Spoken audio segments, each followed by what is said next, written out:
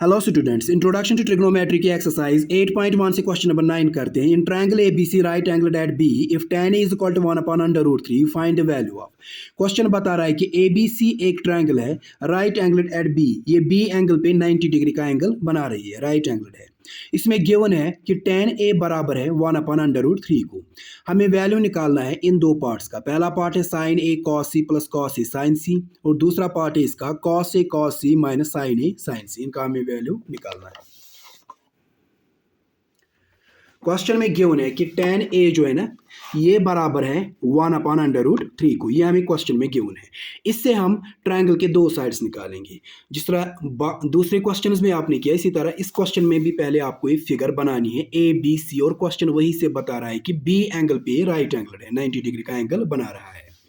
इस tan a का use करेंगे और इसके दो साइड्स निकालेंगे, विच इंप्लाइज दैट tan किसके बराबर होता है, to present beauty perpendicular upon base. अब यहाँ पे है tan a एंगल है यहाँ पे।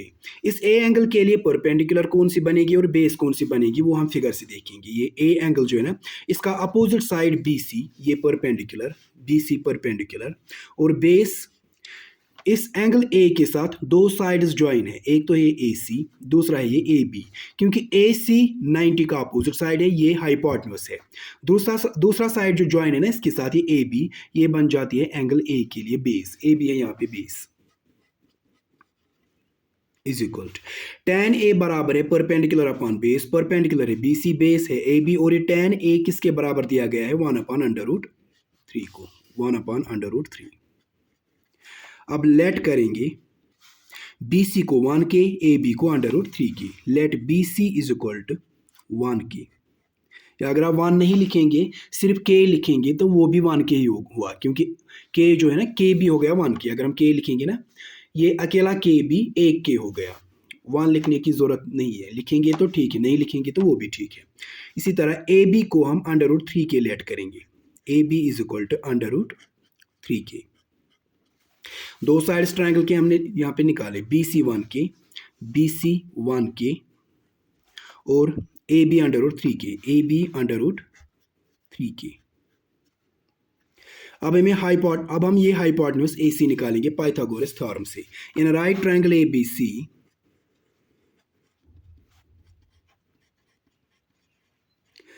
पाइथागोरस थ्योरम का यूज करेंगे। Hypotenuse square is equal to base square plus perpendicular square, which implies that hypotenuse कौन सा है 90 का अपोजिट AC, ये हो गया hypotenuse. AC square is equal to base square, base है AB square plus perpendicular square, perpendicular BC square. Values डालते हैं, विच इंप्लाइज दैट AC निकालना है, इसको ऐसे ही रहने दो। AC square is equal to AB square, AB है √3 के, यानी √3 के का स्क्वायर, स्क्वायर है ना ऊपर, AB square plus BC square, BC है 1 के, यानी 1 के का square, which implies that AC square बराबर आ जाएगा, इसके ऊपर स्क्वायर है, स्क्वायर है यहाँ पे, ये स्क्वायर दोनों का होता है, इस √3 का भी और ये K का भी होता है। √3 स्क्वायर करेंगे तो स्क्वायर और रूट इसका कैंसिल हो जाएगा, बाहर आएगा 3, K स्क्वायर ही रहेगा क्योंकि स्क्वायर दोनों का होता है, √3 का भी और इस K का भी। √3 का स्क्वायर करेंगे तो स्क्वायर और रूट कैंसिल हो जाएगा, बाहर आएगा 3, K का स्क्वायर करेंगे तो K स्क्वायर ही रह जाएगा प्लस। इसी तरह 1 का भी स्क्वायर, K का भी स्क्वायर, 1 स्क्वायर हो गया 1 × 1 1 ही, K स्क्वायर हो गया K square he, which implies that AC square बराबर आ जाएगा 3K स्क्वायर को और एक K स्क्वायर ऐड करेंगे तो ये 4K स्क्वायर बन जाएंगे, 4K square, which implies that AC बराबर आ जाएगा 4K स्क्वायर। ये जो स्क्वायर है ना AC के ऊपर, इसको इज इक्वल टू की साइड में ले जाओ तो ये स्क्वायर रूट चला जाएगा वहाँ पे, विच इंप्लाइज दैट AC बराबर आ जाएगा। अब दोनों रूट के नीचे हैं, 4 किसका स्क्वायर बनता है 2 का स्क्वायर, 2 2 4, 4 बन जाएगा 2 का स्क्वायर, स्क्वायर और रूट वहाँ कैंसिल हो जाएगा, बाहर आएगा 2। इसी तरह K स्क्वायर, स्क्वायर और रूट कैंसिल, बाहर आएगा K। AC बराबर आ गया 2, AC भी आ गया 2 की। अब तीनों साइड्स पता है, अब हम ये दो पार्ट्स निकाल सकते हैं। इसके दो पार्ट्स जो ना बुक में जो दिए गए हैं वो ये है, यहाँ पे मैंने उतारे हैं। लिखे हैं यहाँ पे, ये पहला पार्ट और ये दूसरा पार्ट, यही हमें इन्हीं का वैल्यू निकालना है। पहले हम देखेंगे इनमें क्या क्या यूज़ होता है, उसको हम निकाल के रखेंगे, बाद में इसको सॉल्व करेंगे। इस पार्ट में साइन ए और कॉस ए, पहले ए वाला एंगल देखेंगे, यहाँ साइन ए, ये कॉस ए, यानी हमें साइन ए निकालना है और कॉस ए निकालना है। इसमें कॉस सी वाला एंगल अब देखते हैं, कॉस सी और यहाँ साइन सी, कॉस सी भी निकालना है और साइन सी भी निकालना है।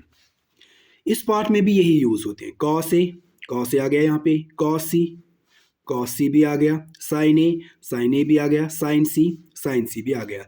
ये चार हम निकाल के रखेंगे, बाद में हम इन पार्ट्स में डाल कर ये सॉल्व करेंगे। यानी हमें यहाँ पे निकालना है साइन ए, पहले साइन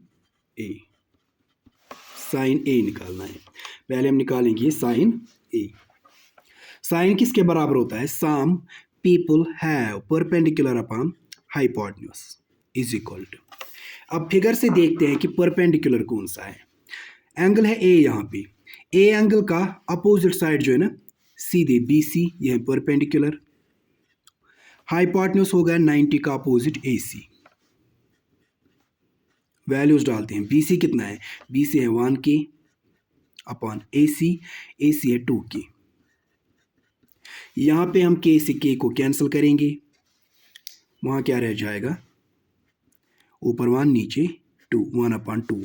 साइन ए बराबर आ गया 1/2 को। और हमें निकालना है कॉस ए।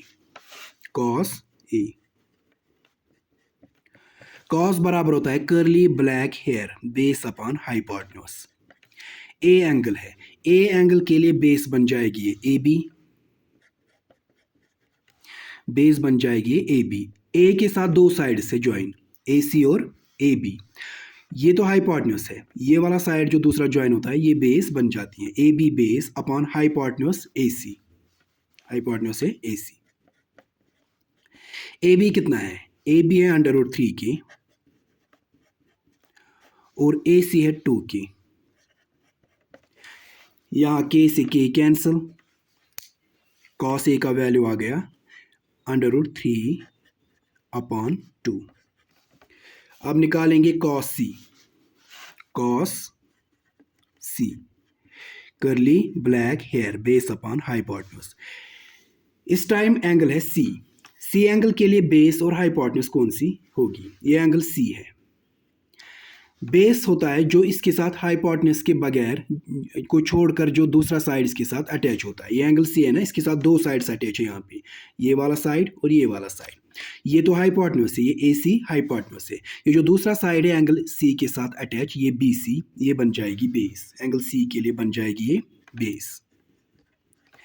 एंगल A के लिए बेस है AB, एंगल C के लिए बेस है BC अपॉन हाइपोटेन्यूज कौन सा है, हाइपोटेन्यूज तो यही रहेगा AC, 90 का अपोजिट इज इक्वल टू। अब BC का वैल्यू कितना है, BC है 1K अपॉन AC है 2K, K से K कैंसिल, cos C किसके बराबर आ गया 1/2, साइन A निकाला, cos C निकाला, cos C निकाला। अब हम साइन C निकालेंगे, साइन C यहाँ पे निकालेंगे साइन C। साइन बराबर होता है some people have perpendicular upon hypotenuse.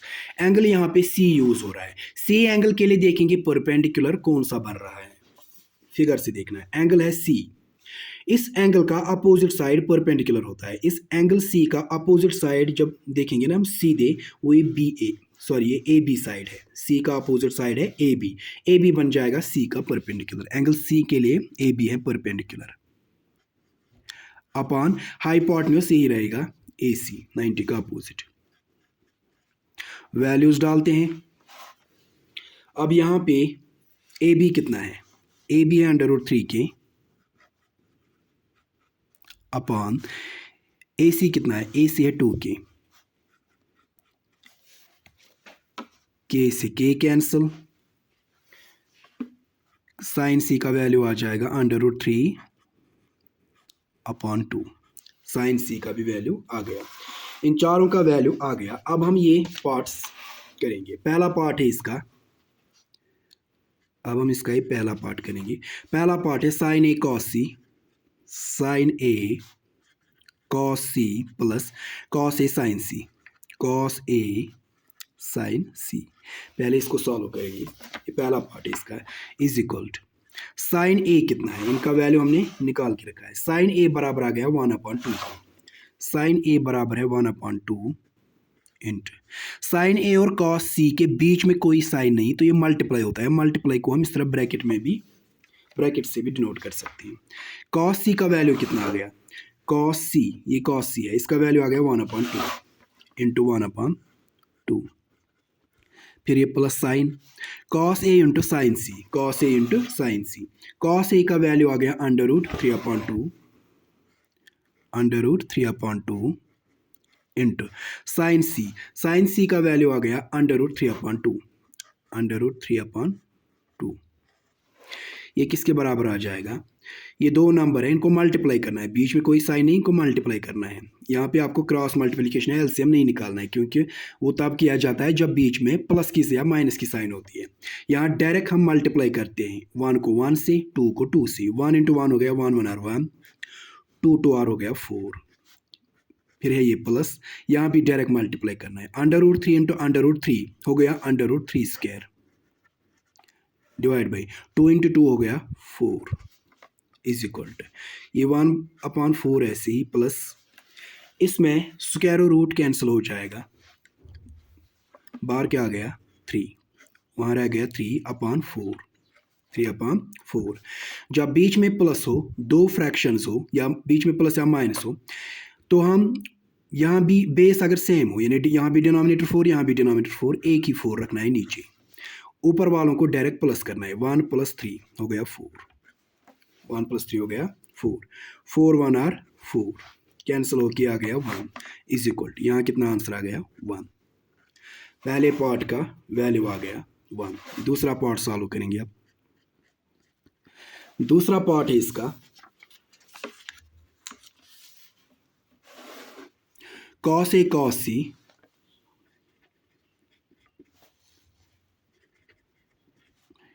Minus sin A sin C, ये इसका दूसरा पार्ट है, इज इक्वल टू वैल्यूज डालते हैं।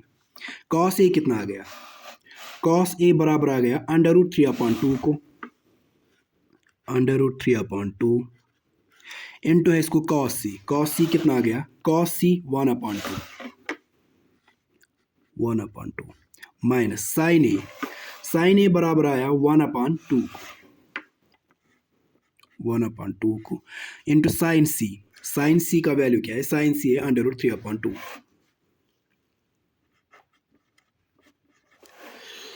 sin C का वैल्यू आ गया √3/2। ये सारे वैल्यूज डाल दिए इज इक्वल टू √3 इंटू 1 कितना हो गया, √3 ही मल्टीप्लाई करना है यहाँ पे, 2 2 r 4 माइनस 1 इंटू √3 हो गया √3 ही। 1 से जिसको भी मल्टीप्लाई करेंगे ना वो नंबर वापसी आएगा, 1 इंटू √3 ही आ जाएगा। इसी तरह √3 इंटू 1 √3 ही आ जाता है।